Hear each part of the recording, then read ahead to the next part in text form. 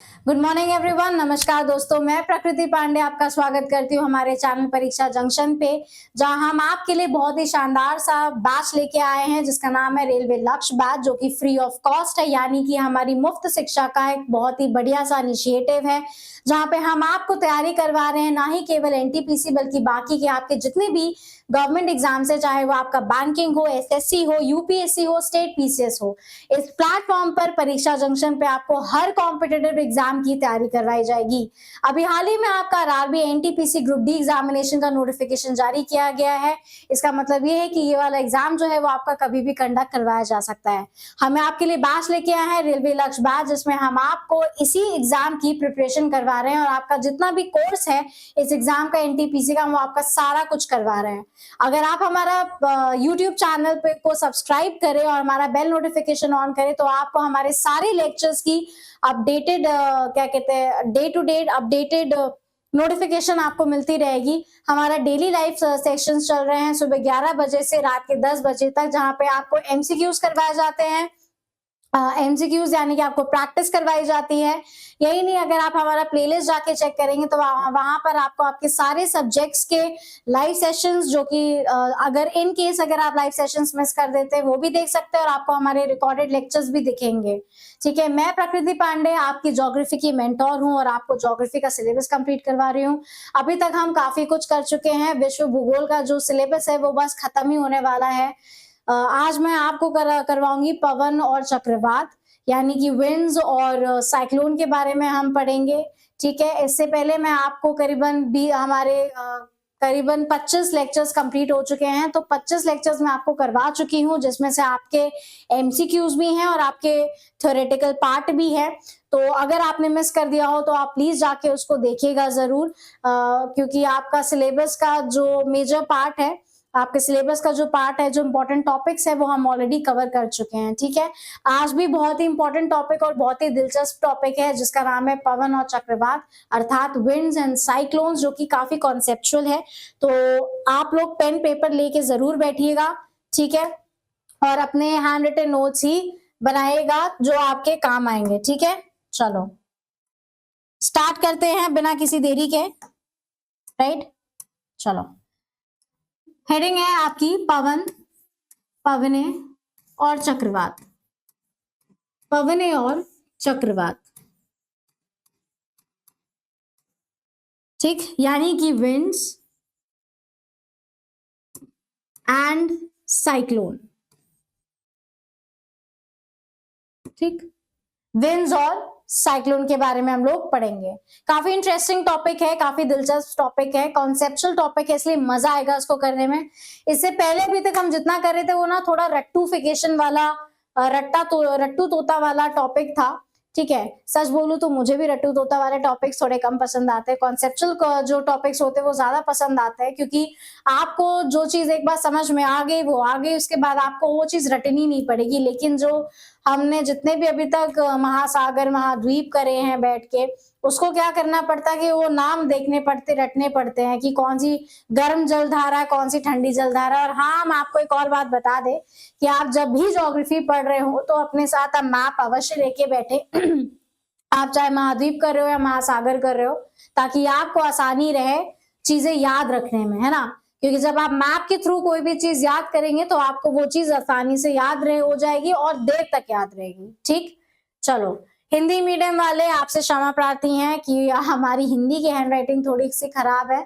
ठीक है, जैसे कि आप देख सकते हैं, लेकिन आप लोग अपने खुद के नोट्स बनाएं और पीडीएफ के भरोसे ना बैठे, क्योंकि जब आप रिवीजन करने बैठेंगे तो आपको बहुत सारी चीजें पढ़नी होंगी एक साथ। तो अगर आप अपने हैंड रिटन नोट्स लेके बैठेंगे और आपको उसको पढ़ने बैठेंगे तो आपको जल्द से जल्द याद होगा, रिकॉल होगा, और आप अच्छे तरीके से उसको रिवाइज भी कर पाएंगे। ठीक है, चलो हम स्टार्ट करते हैं यहाँ पे विंड्स के बारे में, विंड्स और साइक्लोन के बारे में। ठीक है, तो पहला एक ये है कि आपके क्या कहते हैं, वायु और पवन में अंतर होता है। ठीक है, डिफरेंस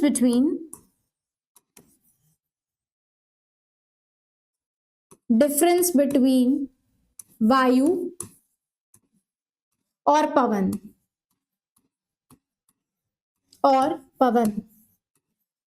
है ना।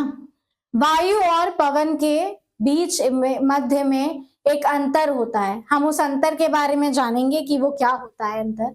ठीक है, तो वैसे आपका जो वायु होता है ना, जो आपका वायु होता है वो क्या होता है कि आपका जो वायु होता है वो गैसेस, डस्ट पार्टिकल्स, है ना, गैसेस, डस्ट पार्टिकल्स और वाटर वेपर का मिक्सचर होता है। ठीक है, तो आप क्या लिखेंगे कि वायु जो होता है वो आपके गैस, है ना, आपके गैस, ठीक है, आपके धूल कण, आपके धूल कण अर्थात डस्ट पार्टिकल्स,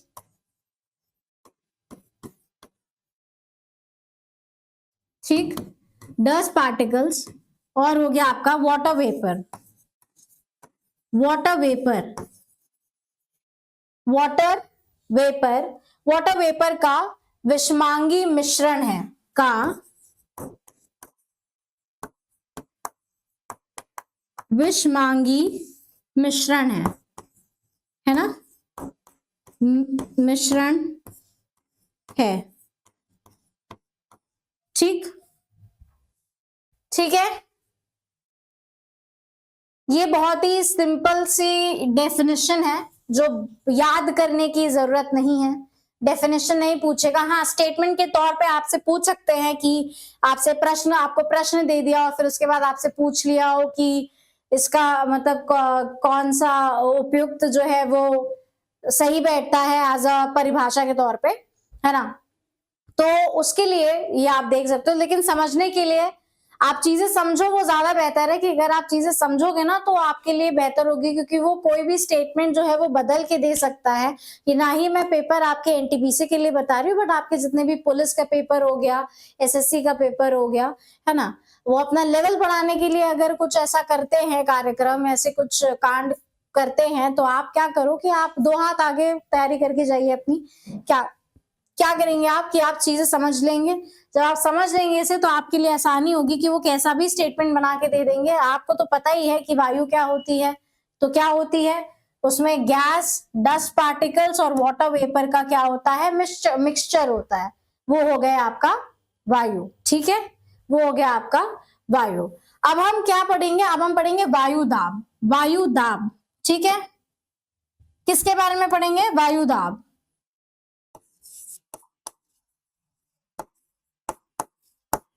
वायु दाब, जिसे हम अंग्रेजी में कहते हैं एटमॉस्फेरिक प्रेशर। ठीक है, जिसे हम अंग्रेजी में क्या कहते हैं,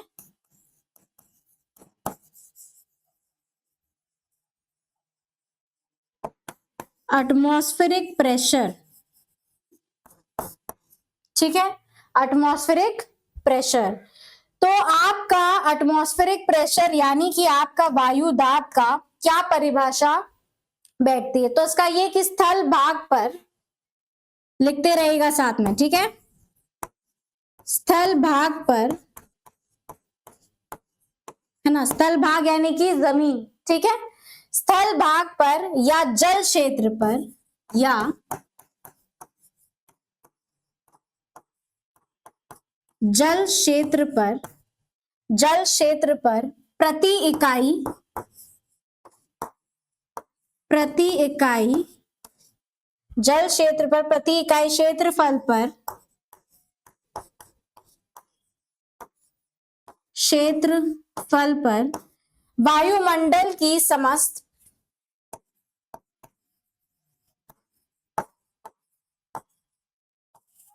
वायुमंडल की समस्त परत, परत का मतलब क्या होता है, लेयर, है ना, परत का मतलब होता है परतों पर, है ना, परतों का लगने वाला भार, परतों का लगने वाला भार, है ना, क्या कहलाता है, वायु दाब, अर्थात आपका एटमॉस्फेरिक प्रेशर कहलवाता है। आप इसका स्क्रीनशॉट ले लीजिए या फिर इसे नोट डाउन कर लीजिए। ठीक है, स्क्रीनशॉट ले लीजिए इसका। चलो, स्थल भाग या फिर जल क्षेत्र पर प्रति इकाई क्षेत्रफल पर वायुमंडल की समस्त परतों का लगने वाला भार। ठीक, नहीं आया होगा समझ में, हम आगे कॉन्सेप्ट में समझेंगे जब हम आगे देखेंगे। ये डेफिनेशन रही आपकी एटमॉस्फेरिक प्रेशर की, ठीक है। आपका जो सर्वाधिक एटमॉस्फेरिक प्रेशर है, ठीक है, आपका जो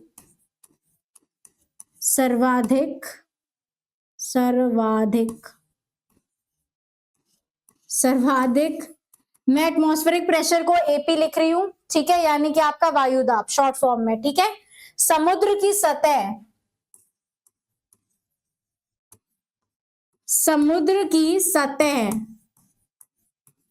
है ना, समुद्र की सतह पर होता है ना, पर होता है, ठीक, समुद्र की सतह पर होता है। यानी कि आपका जो सबसे ज्यादा वायु दाब है वो सबसे ज्यादा कहां पे होता है, आपकी समुद्र की सतह पर होता है। ये पॉइंट आपके लिए इंपॉर्टेंट है, इसे याद रखना, क्योंकि जब हम साइक्लोन के बारे में पढ़ेंगे ना, तो ये जो छोटी छोटी चीजें हैं, जो छोटे छोटे कॉन्सेप्ट्स हैं, ये आपको हेल्प करेंगे समझने में कि साइक्लोन कैसे फॉर्म होता है, यानी कि आपका चक्रवात किस तरह फॉर्म होता है, ठीक है। चलो फिर आता है एक और इंपॉर्टेंट चीज है कि ऊंचाई पर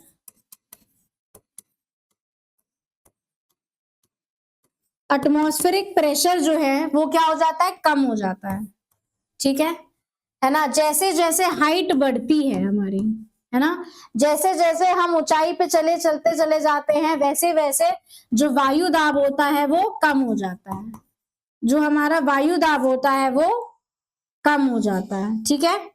तो ये मैं शॉर्ट फॉर्म में लिख दे रही हूं, लेकिन बहुले दे रहे, नहीं तो फिर बाद में आप कहेंगे कि शॉर्ट फॉर्म में लिख दिया। हाइट यानी कि जैसे आप ऊंचाई पे, हाइट को और क्या बोलेंगे यहाँ पे, एल्टीट्यूड बोलेंगे, ठीक है, एल्टीट्यूड बोलेंगे।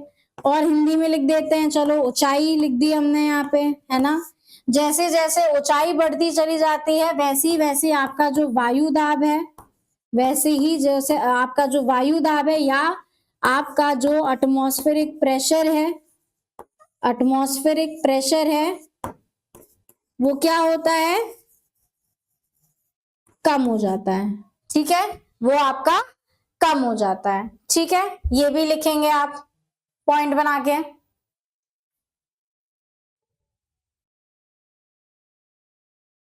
नेक्स्ट, 1 ग्राम में, अरे यार, 1 वर्ग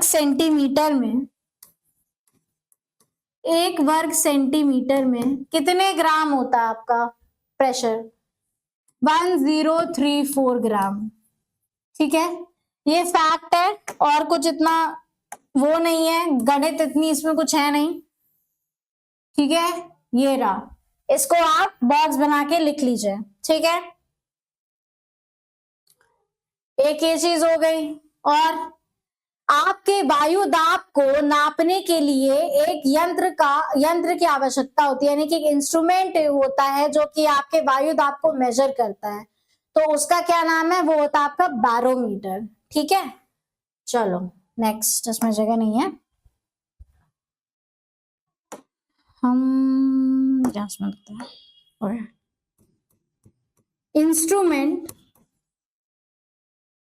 इंस्ट्रूमेंट को यंत्र ही बोलेंगे शायद से, है ना, यंत्र यूज टू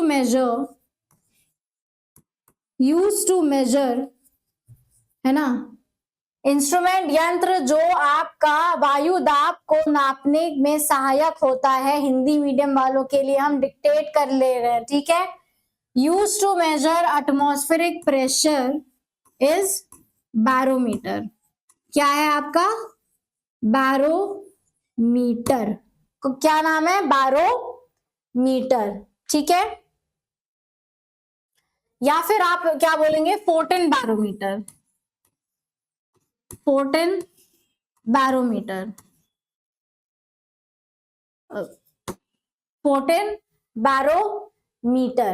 ठीक है, फोर्टिन बैरोमीटर। यूनिट है ना, यूनिट टू मेजर योर वायु दाब, एटमॉस्फेरिक प्रेशर, वो क्या होती है, एमबी होती है ना। एमबी क्या होती है, एमबी यानी कि मिली बार। क्या बोलेंगे इसको, मिली बार, है ना, मिली बार। ठीक है, या फिर क्या बोलेंगे, पास्कल, या फिर क्या बोलेंगे इसको, पास्कल। ये इसका सिंबल होता है, ठीक है, ये इसका सिंबल होता है, और ये होता है एमबी, मिली बार का सिंबल। ठीक है, unit to measure atmospheric pressure क्या है आपका, मिली बार, यहाँ पर पास्कल। ठीक है, ये हो गया आपका वायु के बारे में। ठीक है, अब हम किसके बारे में पढ़ेंगे, अब हम पढ़ेंगे पवन के बारे में। ठीक है, अब हम पवन के बारे में पढ़ेंगे। नेक्स्ट,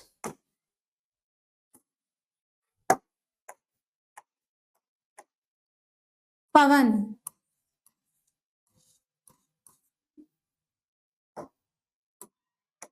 हेडिंग डाल लीजिए पवन। ठीक है, तो इसकी डेफिनेशन होगी कि वायु का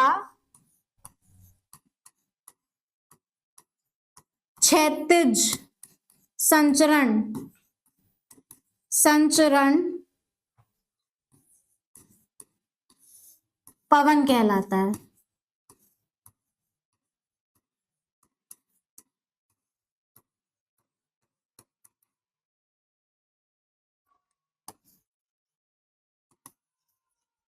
सिंपल भाषा में हॉरिजॉन्टल मूवमेंट ऑफ विंड।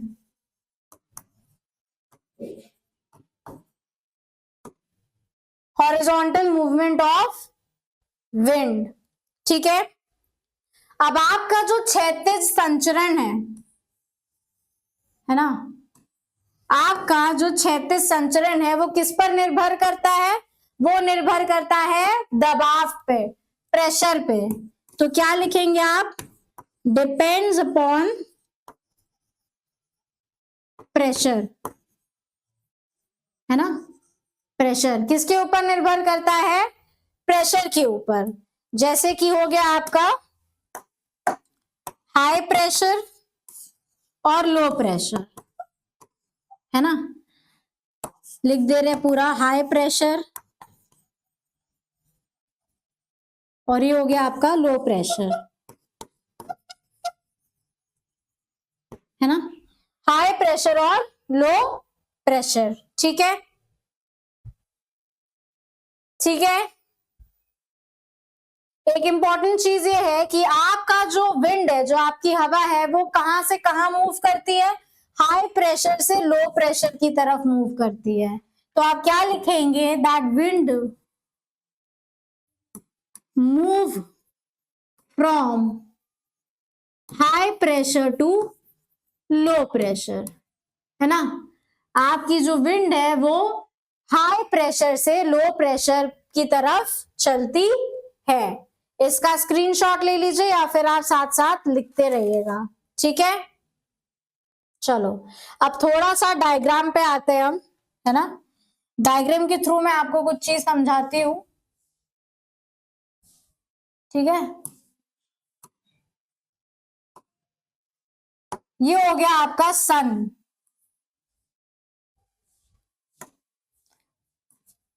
ये है आपका सन, सूर्य। ठीक है, और ये है आपकी धरती। सीधी बन रही है, ठीक है, ये आपकी धरती। ठीक है, अब हमने आपको एक चीज बताई थी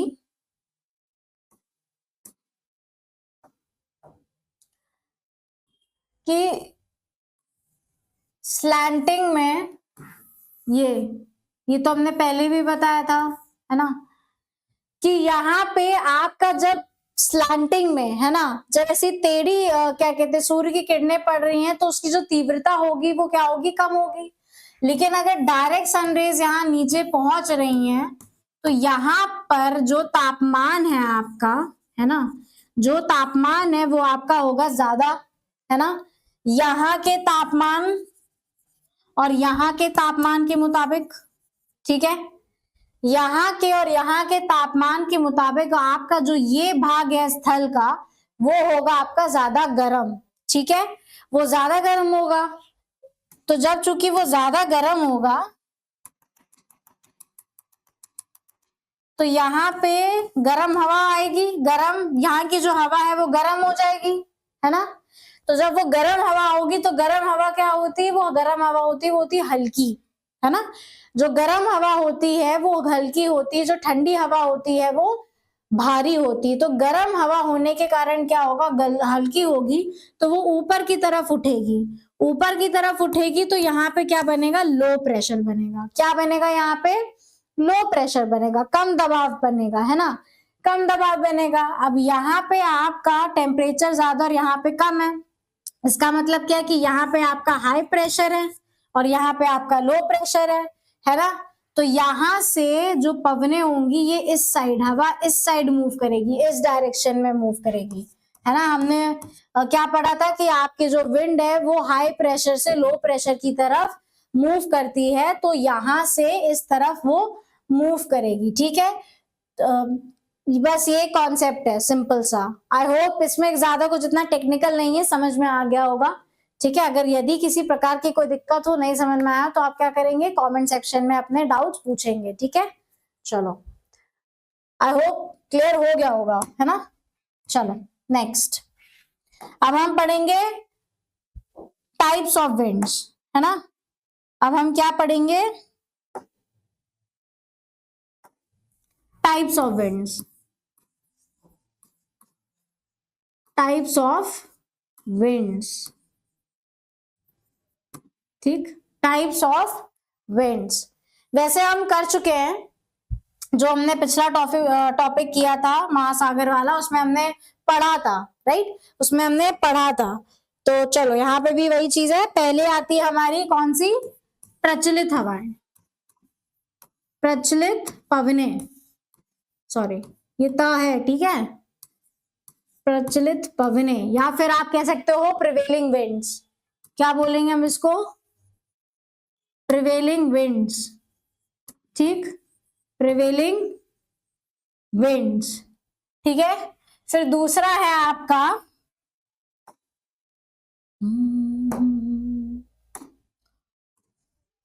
ठीक है, प्रिवेलिंग विंड्स। फिर है आपका सामयिक पवने, सामयिक पवने यानी कि आपकी मॉनसून विंड्स, सामयिक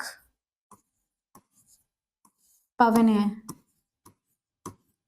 या फिर आपकी मॉनसून विंड्स,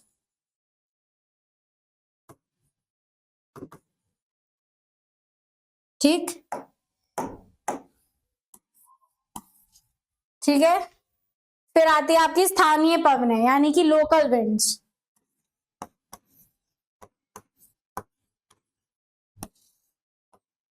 स्थानीय पवने जिन्हें हम लोकल विंड्स भी बोलेंगे। क्या बोलेंगे, local winds, right, local winds, ठीक।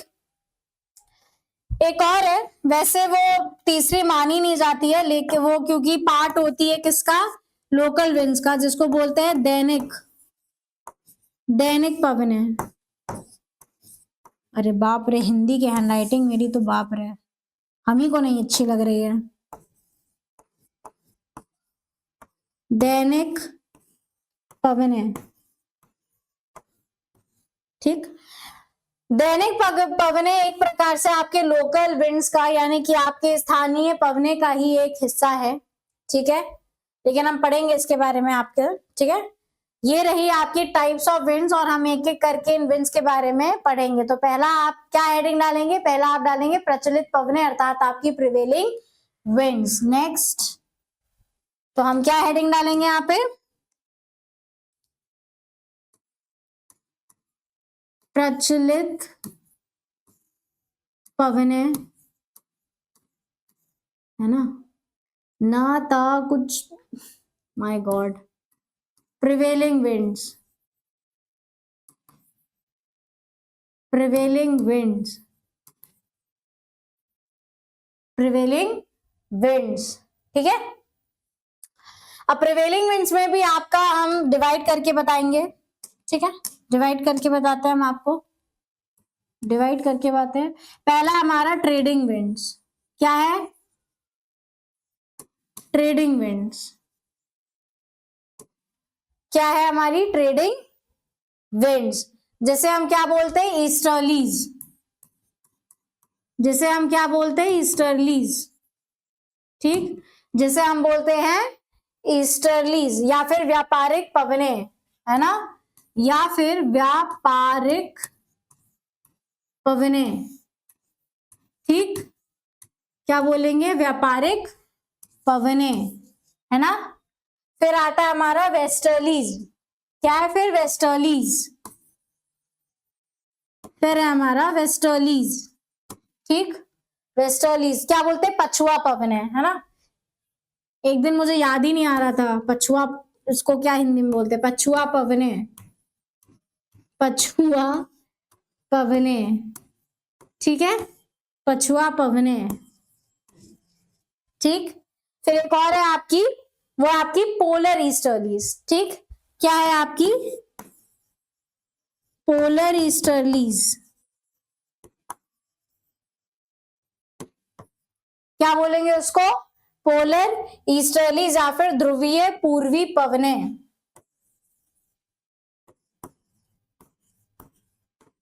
ध्रुवीय पूर्वी पवने। ठीक, लिख लीजिए फटाक से। ठीक है, अभी इसके बारे में हम पढ़ेंगे, लेकिन इससे पहले हम क्या पढ़ेंगे? प्रेशर बेल्ट के बारे में। ठीक है, प्रेशर बेल्ट। प्रेशर बेल्ट एक कॉन्सेप्ट है जो आप समझ लो पहले। ठीक है, प्रेशर बेल्ट।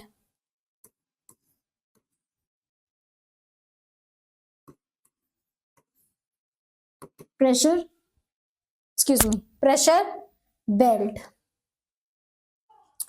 डायग्राम के थ्रू पढ़ाते हैं आपको। डायग्राम बहुत लगेंगे इसमें, है ना। परफेक्ट। चलो फ्रेम का कलर कर देते हैं ब्लू। ठीक, फिर आता है हमारा दूसरा शेप, ये लाइंस बनानी पड़ेंगी। एक ये हो गई, कलर ये भी कर देते हैं हम, एक ये हो गया। चलो ठीक, एक तो ये हो गई, और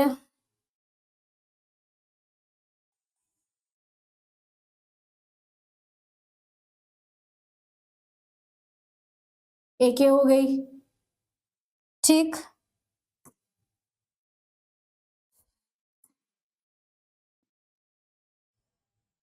एक ये हो गई आपकी, इसको भी कलर कर देते हैं पर्पल। ठीक, फिर नीचे हो गई आपकी एक और, ये, इसको भी कर देते हैं ये। फिर हो गई आपकी एक और,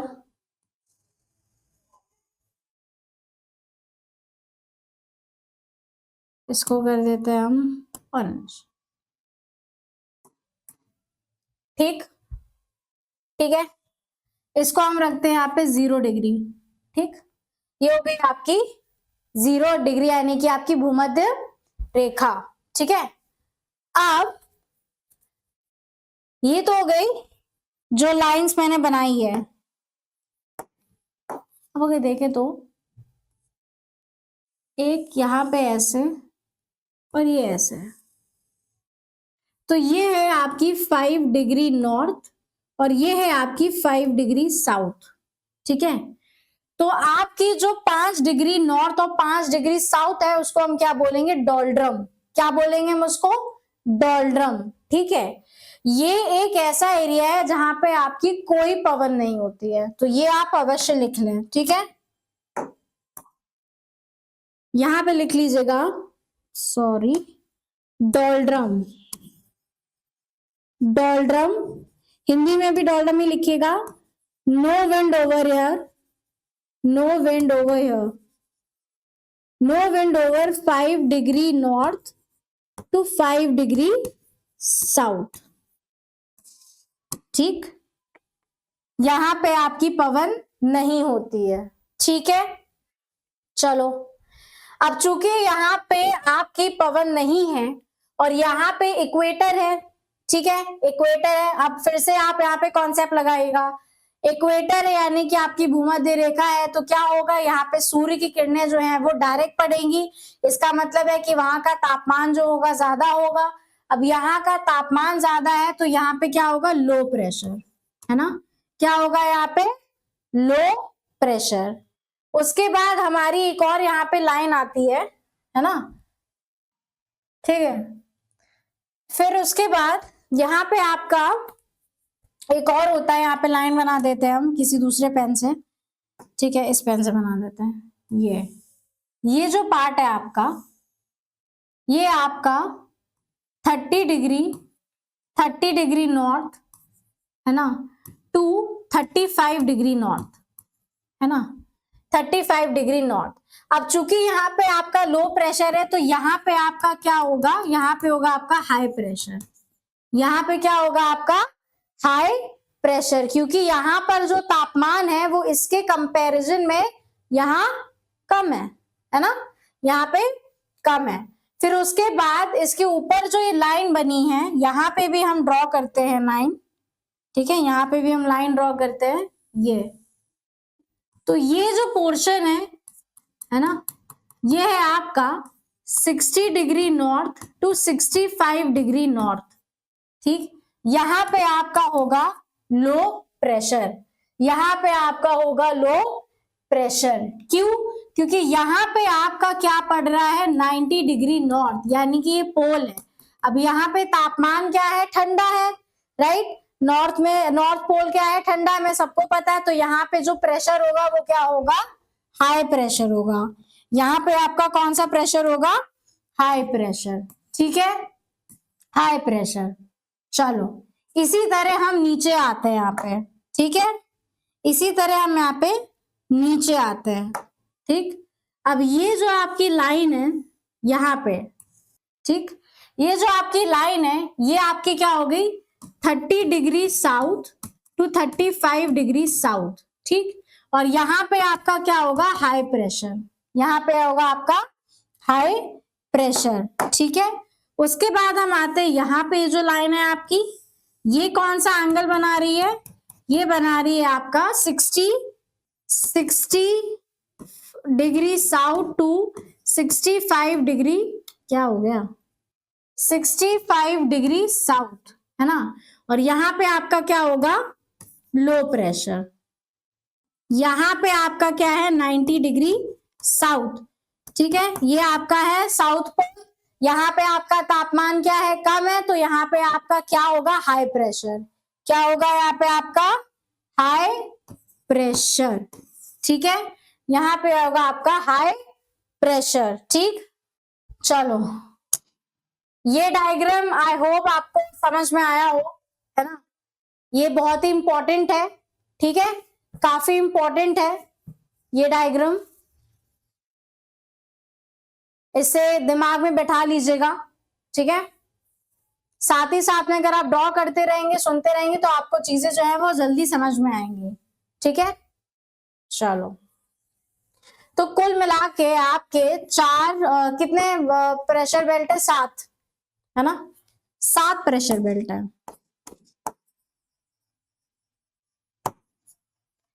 जिसमें से आपके 4 जो हैं, है ना, जिसमें से आपके जो 4 है वो है हाई प्रेशर बेल्ट, जिसमें से आपके जो 4 है वो है आपके हाई प्रेशर बेल्ट, और 3 जो है वो आपके हैं लो प्रेशर बेल्ट, 3 जो है वो आपके लो प्रेशर बेल्ट है, ठीक है। स्क्रीनशॉट ले लीजिए इसका। नेक्स्ट हम लोग देखते हैं, एक और चीज है, फिर से यहाँ पे आपका डायग्राम लगेगा।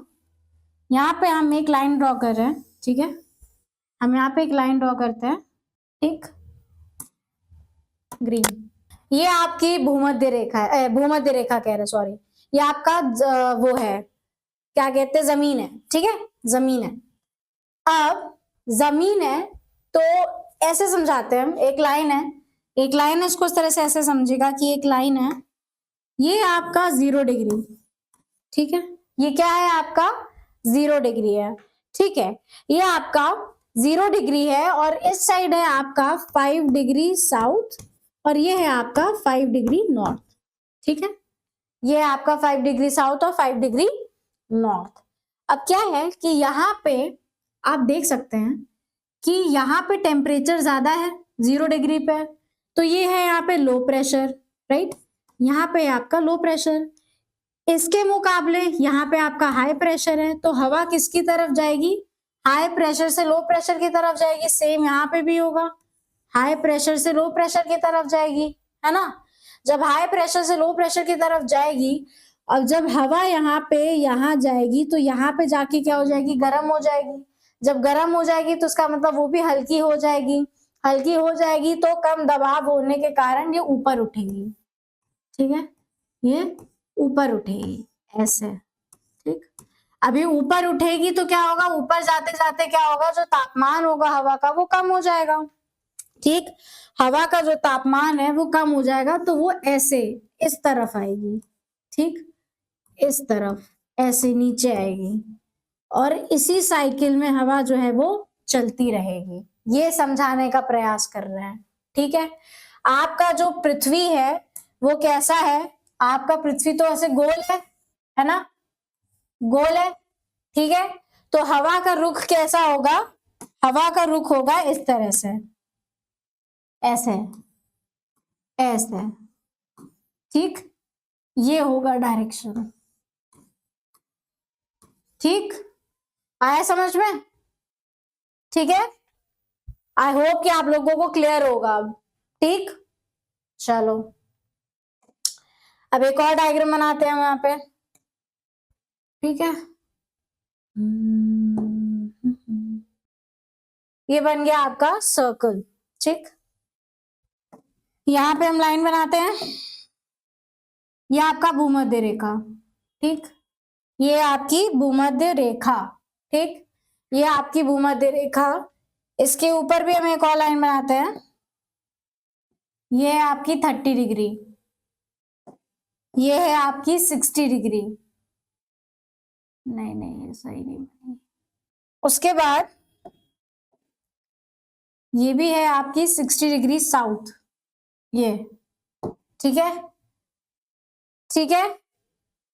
चलो समझाते हैं आपको हम, अब आएगा समझ में। ये है आपका 0 डिग्री, ये है आपका भूमध्य रेखा, ठीक है, ये है आपकी 30 डिग्री नॉर्थ, ये आपकी 60 डिग्री नॉर्थ और ये है आपका 90 डिग्री नॉर्थ, ये है आपका 30 डिग्री साउथ, सॉरी, ये आपका 60 डिग्री साउथ और ये है आपका 90 डिग्री साउथ, यानी कि आपका साउथ पोल, ठीक है।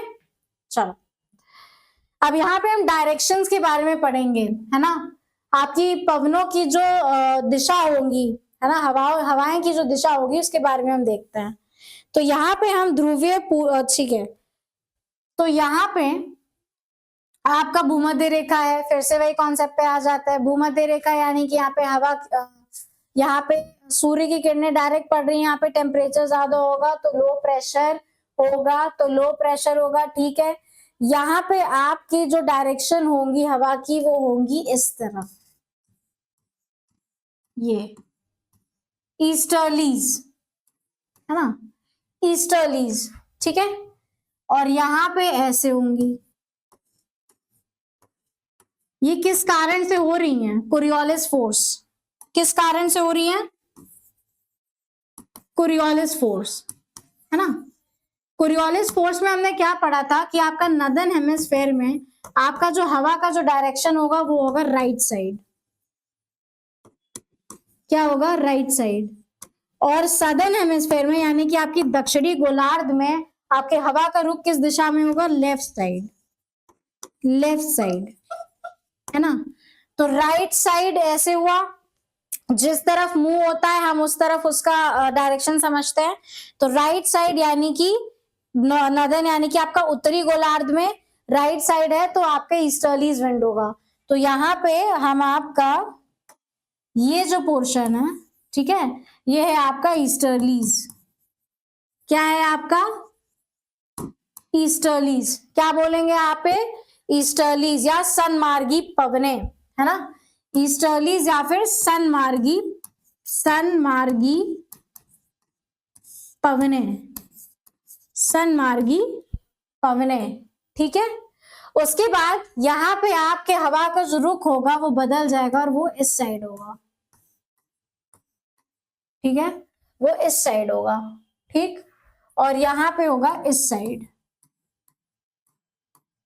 ठीक, तो ये क्या है आपकी वेस्टर्लीज, क्या है आपकी वेस्टर्लीज। ठीक, क्या है वेस्टर्लीज। ठीक है, क्या है आपकी वेस्टर्लीज। यहां पे भी हवा का जो दिशा है वो बदल जाएगी। ठीक है, ये ऐसे रहेगी। ये भी आपकी क्या होगी, पछुआ पवन है, हिंदी मीडियम वालों के लिए पछुआ पवन है। आपको एनटीपीसी में सिर्फ क्या है कि आपको केवल ध्यान रखना है कि कौन से एरिया में ईस्टर्लीज है, कौन से एरिया में वेस्टर्लीज है। ठीक है, आपके में इतना डिटेल में कॉन्सेप्ट में पूछा नहीं जाएगा, वैसे इसके पीछे है कॉन्सेप्ट। ठीक है, हाँ, यहाँ अब एक चीज आगे बताने के लिए आपकी कि आपका जो उत्तरी गोलार्ध है ना, वहां पे जो हवा का जो डायरेक्शन है वो होगा आपका नॉर्थ ईस्ट से साउथ वेस्ट तक। तो ये आप लिख लेंगे कि इन नॉर्दर्न हेमिस्फेयर, यानी कि उत्तरी गोलार्ध में विंड डायरेक्शन जो होगा आपका, विंड डायरेक्शन यानी कि अपने पवनों की जो दिशा होगी वो होगी नॉर्थ ईस्ट से साउथ वेस्ट की तरफ, है ना, उत्तरी पूर्व से दक्षिणी पश्चिमी की तरफ। ठीक है, उत्तरी पूर्व से दक्षिणी पश्चिमी की तरफ। और उसके बाद आएगा आपका सदर्न हेमिस्फेयर, यानी कि आपका दक्षिणी गोलार्ध, यानी कि आपका दक्षिणी गोलार्ध जहां पे आपका विंड डायरेक्शन होगा साउथ ईस्ट से नॉर्थ वेस्ट। विंड डायरेक्शन क्या होगा, विंड डायरेक्शन होगा आपका साउथ ईस्ट से नॉर्थ वेस्ट, यानी कि आपका दक्षिण पूर्वी की तरफ से उत्तरी पश्चिम की तरफ। ये आपका बहुत ही इंपॉर्टेंट पॉइंट है, इसको आप नोट डाउन कर लीजिए। ठीक है, नोट डाउन कर लीजिए। ठीक, नोट डाउन कर लीजिए। ये पछुआ पवने यानी कि वेस्टर्लीज ही हैं। ठीक है, चलो, ये 30 डिग्री साउथ लिखा हुआ है यहाँ पे। डायग्राम बनाते हैं आप, यहाँ पे एक ऐसे बताती हूं मैं आपको। ठीक, हमने यहाँ पे एक बॉक्स बनाया। ठीक है, हमने यहाँ पे एक बॉक्स बनाया। अब यहाँ पे ये है आपका नॉर्थ, ठीक है, ये है आपका वेस्ट, ये आपका ईस्ट, ये आपका साउथ। यहाँ पे नॉर्थ, क्या हो गया, ये नॉर्थ, ये साउथ, ये ईस्ट और ये वेस्ट। ठीक है, नॉर्थ साउथ ईस्ट वेस्ट।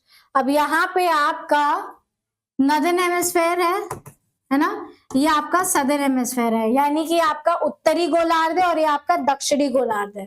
तो यहाँ पे आपका जो मूवमेंट है वो होगा ऐसे। ठीक है, साउथ वेस्ट की तरफ, ये नॉर्थ ईस्ट। ठीक, ये नॉर्थ ईस्ट हो गया और ये साउथ वेस्ट। ठीक, यहाँ पे आपका दक्षिणी गोलार्ध है, तो यहाँ पे आपका होगा साउथ ईस्ट से नॉर्थ वेस्ट की तरफ, साउथ ईस्ट से नॉर्थ वेस्ट की तरफ। ठीक है, ये डायग्राम बना लीजिएगा आप। कोरियोलिस फोर्स क्या होता है, रोटेशन ऑफ अर्थ, यानी कि पृथ्वी का रोटेट करना। ठीक है, कोरियोलिस फोर्स जो कि बहुत ही इंपॉर्टेंट फैक्टर है। ठीक है, काफी इंपॉर्टेंट फैक्टर है। यहाँ पे आप हेडिंग डालेंगे कोरियोलिस फोर्स। कोरियोलिस फोर्स क्या होता है, basically rotation of earth, rotation of earth, rotation of earth यानी कि पृथ्वी का घूमना, है ना, rotation on of earth in which direction of wind changes, in which direction of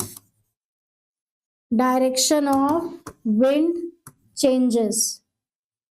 wind changes, यानी कि आपके जो हवाओं या आपके जो पवनों की जो दिशा है वो बदल जाती है। किसके कारण? पृथ्वी के घूमने के कारण। ठीक है, तो आपके उत्तरी गोलार्ध में नॉर्थ साइड में सॉरी नॉर्दर्न हेमिस्फेयर में जो आपका हवा का जो डायरेक्शन होगा वो होगा राइट साइड, राइट साइड को डिफ्लेक्ट करेंगी। ठीक है, और जो आपका सदर्न हेमिस्फेयर है यानी आपका जो दक्षिणी गोलार्ध है उसमें आपका जो रुख होगा हवाओं का वो होगा लेफ्ट साइड। क्या होगा? Left side. ठीक है, डायग्राम में फिर से मतलब डायग्राम बना के समझाते हैं आपको ताकि आपको अच्छे से समझ में आ जाए। फिलहाल आप ये पॉइंट जो है वो नोट डाउन कर लीजिएगा। ठीक है, ये इंपॉर्टेंट है। ठीक है, इन विच नहीं, ड्यू टू विच होगा, due to which, due to which direction of wind changes. Right, चलो डायग्राम के थ्रू बताते हैं आप आपको। अरे यार, ठीक, इतना इतना काफी है, कलर का बहुत वो रहता है। फिर यहाँ पे एक लाइन बना लेते हैं हम, ये ठीक, कलर रेड रख लेते हैं। ठीक, ये आपका 0 डिग्री। ठीक, क्या है आपका? 0 डिग्री। ये आपका नॉर्दर्न हेमिस्फेयर और ये है आपका सदर्न हेमिस्फेयर, यानी कि ये आपका उत्तरी गोलार्ध, ये है आपका दक्षिणी गोलार्ध। ठीक है, ठीक है, यहाँ पे आपका जो हवा का रुख होगा वो राइट हैंड साइड होगा, ऐसे। ठीक, और यहाँ पे होगा आपका LHS यानी कि लेफ्ट हैंड साइड, ये ऐसे होगा। तो हिंदी वालों के लिए यहाँ पे लिख देते दाएं ओर, है ना, दाएं ओर। ये हो गया आपका दाएं ओर और ये हो गया आपका बाएं ओर। क्या हो गया आपका? बाएं ओर, है ना, ये हो गया आपका बाएं ओर। ठीक, चलो ऐसे समझिए तो आपको ज्यादा अच्छे से समझ में आ जाएगा। ठीक, नेक्स्ट हमारा टॉपिक है वेस्टर्लीज। क्या है? वेस्टर्लीज, वेस्टर्लीज यानी कि पछुआ पवने, है ना, पछुआ पवने, पछुआ पवने। ठीक, पछुआ पवने। ठीक, अब पछुआ जो पवने हैं उसको भी हम डायग्राम के थ्रू बताते हैं आपको। ठीक है, जैसे कि आपका ये हो गया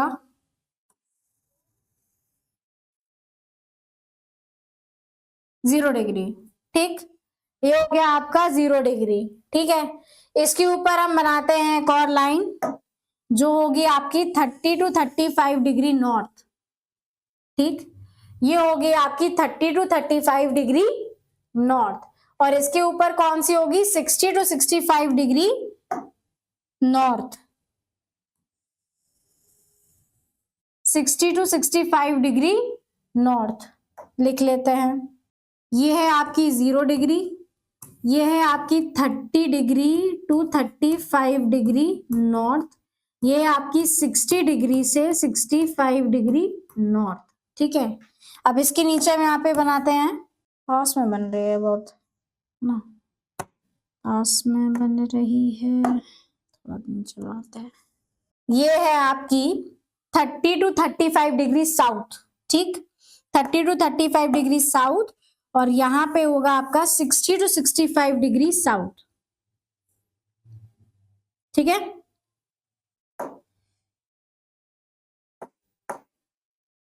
ये है आपका 30 to 35 डिग्री साउथ, और ये है आपका 60 to 65 डिग्री साउथ। ठीक, 60 to 65 डिग्री साउथ।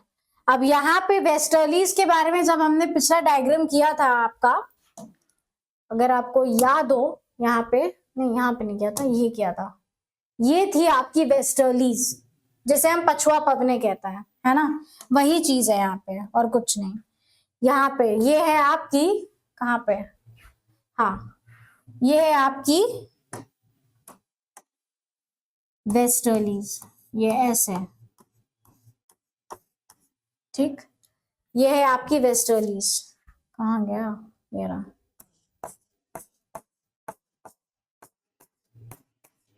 ठीक है, ये हो गई आपकी वेस्टर्लीज। तो ये कौन से डायरेक्शन में है? ये आपकी साउथ वेस्ट। कौन से डायरेक्शन में है? South west.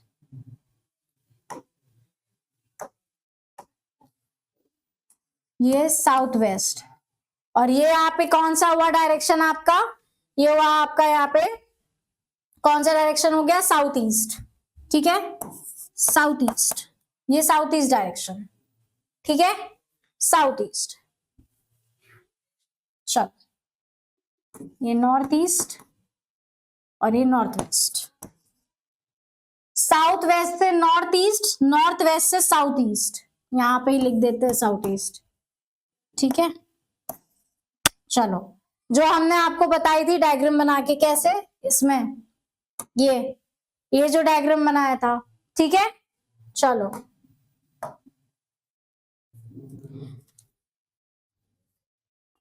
तो आपकी जो यहाँ पे 30 to 35 degree north and south है ना, ये 30 to 35 degree, 30 to 35 degree north and south, इसे हम क्या बोलते हैं? अश्व अक्षांश।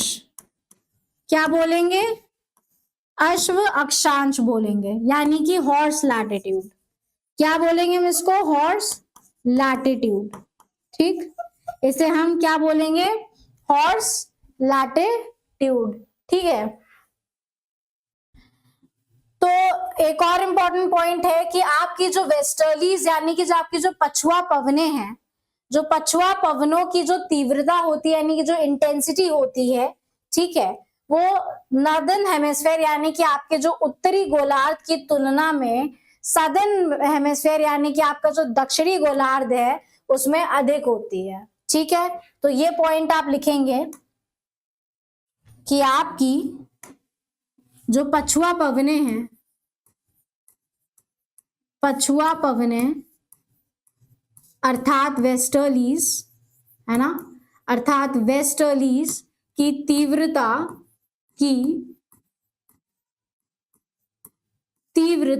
जो है वो नॉर्दर्न हेमिस्फेयर यानी कि आपका जो उत्तरी गोलार्ध है की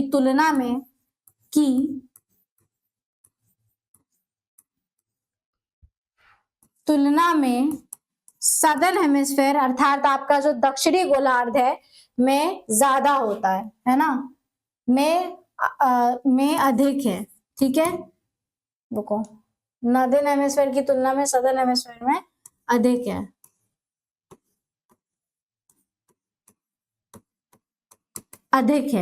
ना, अधिक है। ऐसा क्यों है?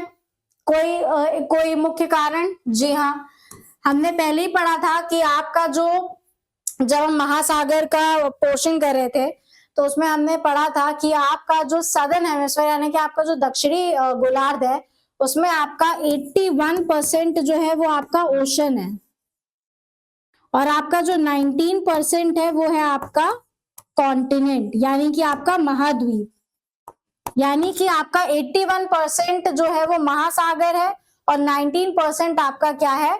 महाद्वीप है। ठीक है, तो यहाँ पे ज्यादा पानी होने के कारण, है ना, because of presence of more ocean in southern hemisphere, जो वेस्टर्लीज की जो इंटेंसिटी होती है वो सदर्न हेमिस्फेयर में ज्यादा होती है। ठीक है, और नॉर्दर्न हेमिस्फेयर का क्या था? नॉर्दर्न हेमिस्फेयर में आपका 60% जो था वो कॉन्टिनेंट था, है ना, 60% आपका कॉन्टिनेंट था और 40% जो था वो आपका क्या था? ओशन था, यानी कि 60% आपका महाद्वीप था और 40% यानी कि 40% आपका क्या था? महासागर था। ठीक है, ये एक प्रमुख कारण है कि आपके जो पछुआ पवने हैं अर्थात आपकी जो वेस्टर्लीज हैं वो आपके दक्षिणी गोलार्ध में उनकी जो तीव्रता होती है वो आपके उत्तरी गोलार्ध से अधिक होती है। ठीक है, इसको आप नोट डाउन कर लीजिए, ये बहुत ही इंपॉर्टेंट पॉइंट है। ठीक, अब जैसे कि हमने देखा कि 30 to 35 डिग्री उसको हम क्या? हॉर्स लैटिट्यूड कहते हैं।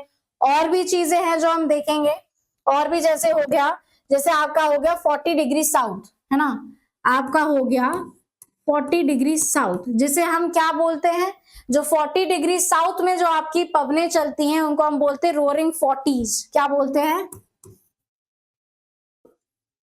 Roaring 40s। रोरिंग 40s यानी कि दहाड़ता चालीसा। ठीक है, हिंदी वालों के लिए दहाड़ता चालीसा, है ना, दहाड़ता चालीसा।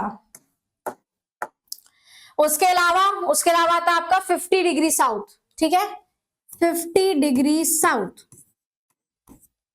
ठीक, यानी 50 डिग्री साउथ, उसको क्या बोलेंगे? Furious 50s। क्या बोलेंगे? Furious 50s। क्या बोलेंगे हम इसको? फ्यूरियस 50s, यानी कि प्रचंड 50। क्या बोलेंगे? प्रचंड 50, हम इसको बोलेंगे प्रचंड 50। फिर आता आपका 60 डिग्री साउथ। सॉरी, पेन बदलना भूल गए हम, colour change. 60 degree south, 60 degree south को हम क्या बोलेंगे? चीखता साठा, सीठा, चीखता 60, चीखता साठा, चीखता साठा यानी कि shrieking 60s, shrieking 60s, shrieking 60s। ठीक है, और ये जितनी भी आपके सब सदर्न हेमिस्फेयर में, ये भी अलग पेन से लिख देते हैं, ग्रीन से, all present in southern hemisphere, है ना, ये सब जो है आपके दक्षिणी गोलार्ध में है। ठीक है, सब के सब आपके दक्षिणी गोलार्ध में मौजूद है। इसको नोट डाउन कर लीजिए, स्क्रीनशॉट ले लीजिएगा। ठीक है, चलो नेक्स्ट है हमारा पोलर ईस्टर्लीज। ठीक है, नेक्स्ट क्या है हमारा? Polar easterlies. पोलर ईस्टर्लीज क्या है? Polar easterlies. ठीक है, पोलर ईस्टर्लीज। ठीक, फिर डायग्राम आता है हमारा। बिना डायग्राम के, बिना मैप के ज्योग्राफी कोई मजा नहीं है करने में। ठीक है, अब ईस्टर्लीज है यानी कि आपकी पूर्व दिशा से क्या है? हवा आ रही है। ठीक है, तो यहाँ पे हम क्या बनाएंगे? डायग्राम ये बनाएंगे, तो हवा जो है ऐसे आ रही है, ये डायरेक्शन होगा। ठीक है, ये डायरेक्शन होगा। ठीक है, चलो फिर आता है आपका मॉनसून विंड। ज्यादा कुछ नहीं पोलर ईस्टर्लीज में, बस आपको डायरेक्शन याद रखना है। नेक्स्ट आता है आपका मॉनसून विंड्स, यानी कि आपका सामयिक पवनें। ठीक है, फिर आता है आपका मॉनसून विंड्स। मॉनसून विंड्स, ठीक है, मॉनसून विंड्स जैसे हम बोलेंगे सामयिक पवनें। क्या बोलेंगे? सामयिक पवनें। ठीक, सामयिक पवनें। इसमें कुछ पॉइंट्स नोट डाउन करते हैं हम लोग। इसमें कुछ पॉइंट्स पहले लिखते हैं। पहले है कि ये जो शब्द है आपका मॉनसून, है ना, ये कहां से डिराइव है? ये एक अरेबिक वर्ड है। ठीक है, असली वर्ड क्या है? असली वर्ड है मौसम।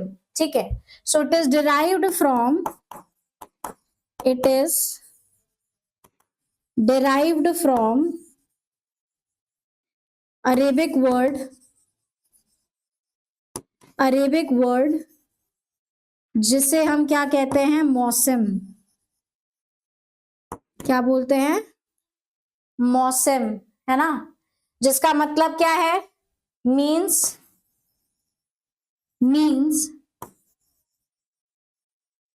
Seasonal reversal winds. Seasonal reversal winds. क्या बोलेंगे? Seasonal reversal winds. ठीक है, ठीक है। अल मसूदी के बारे में आपने सुना है?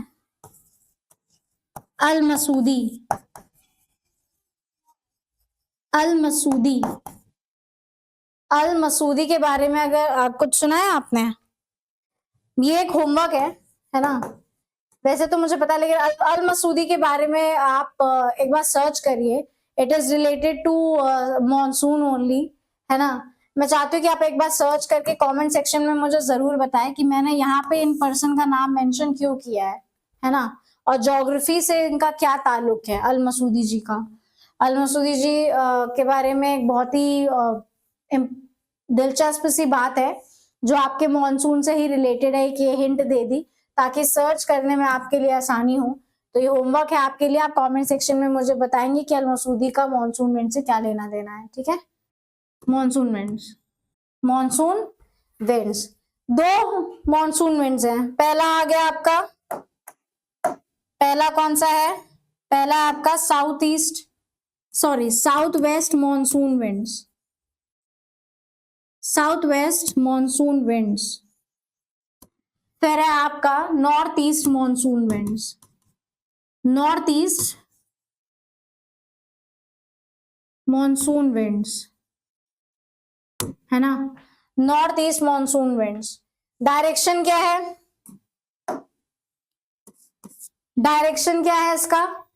साउथ वेस्ट से नॉर्थ ईस्ट की तरफ, साउथ वेस्ट से नॉर्थ ईस्ट की तरफ, नॉर्थ ईस्ट की तरफ। ग्रीष्मकालीन, है ना? ग्रीष्मकालीन, कालीन भैया, ग्रीष्मकालीन मॉनसून, ठीक है? ग्रीष्मकालीन मॉनसून। बताया था ना मैंने आपको कि जो आपके साउथ वेस्ट मॉनसून विंड्स हैं, यानी कि आपके जो दक्षिण पश्चिमी मॉनसून विंड जो है, वो आपके गर्मियों में जो बरसात होती है ना, वो ये पवने जो है वो बरसात लेके आती है। और जो ठंड में आपकी बरसात होती है वो है आपकी नॉर्थ ईस्ट मॉनसून विंड्स, ठीक है? नॉर्थ ईस्ट मॉनसून विंड्स, जिसे हम शीतकालीन मॉनसून भी कहते हैं, जिसे हम शीतकालीन मॉनसून भी कहते हैं, ठीक है? मॉनसून कहते हैं। और क्या बोलते हैं? लौटता हुआ मॉनसून, जिसे क्या बोलते हैं हम? लौटता हुआ मॉनसून।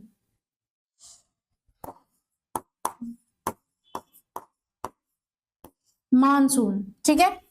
लौटता हुआ मॉनसून, ठीक है? लौटता हुआ मॉनसून। आज के लिए केवल इतना ही रखते हैं, ठीक है? नेक्स्ट टॉपिक में हम इसके आगे पढ़ेंगे, जहां हम आपको और डिटेल में इसके बारे में बात करेंगे। आज फिलहाल इतना ही रखते हैं, वरना बहुत लंबी क्लास हो जाएगी, ठीक है? इतना आपके लिए पर्याप्त होगा। नेक्स्ट पार्ट में मिलते हैं आपसे, पवन और चक्रवात के पार्ट 2 में मिलते हैं, या आपका पार्ट 1 है। आई होप आप लोगों को मजा आई होगी। काफी कॉन्सेप्चुअल क्लास थी ये, है ना? काफी कॉन्सेप्चुअल क्लास थी और काफी इंपॉर्टेंट क्लास थी। आई होप आप लोगों को मजा आई होगी। काफी कुछ पढ़ लिया आज हम लोगों ने, और मजा आया, ठीक है? कमेंट सेक्शन में जरूर बताएगा कि आप लोगों को कैसी लगी क्लास। बाकी आप हमारे चैनल परीक्षा जंक्शन के साथ बने रहिए, ताकि आप हर अपने कॉम्पिटिटिव एग्जाम की जो तैयारी है वो आप कर सके, वो भी फ्री ऑफ कॉस्ट, ठीक है? आपको सारे, ऐसा भी नहीं कि फ्री ऑफ कॉस्ट है तो एवं आपको पढ़ाया जा रहा है, आपको अच्छा कंटेंट भी मिलेगा यहाँ पे, ठीक है? आप बस हमारे चैनल को सब्सक्राइब कर लीजिए और बेल नोटिफिकेशन ऑन कर लीजिए, ताकि आप डे टू डे अपडेटेड रहें। हमारे जो लाइव क्लासेस हो रही है उसको जरूर से जरूर ज्वाइन करें। जो रेलवे लक्ष्य बैच हमने स्टार्ट किया है उसका पार्ट जरूर बने। आपके संगी साथी जो आपके साथ प्रिपरेशन कर रहे हैं एग्जाम्स की, उनको भी इस बैच के बारे में बताइए, ताकि वो आपके साथ इसका भी लाभ उठा सके। बाकी थैंक यू सो मच।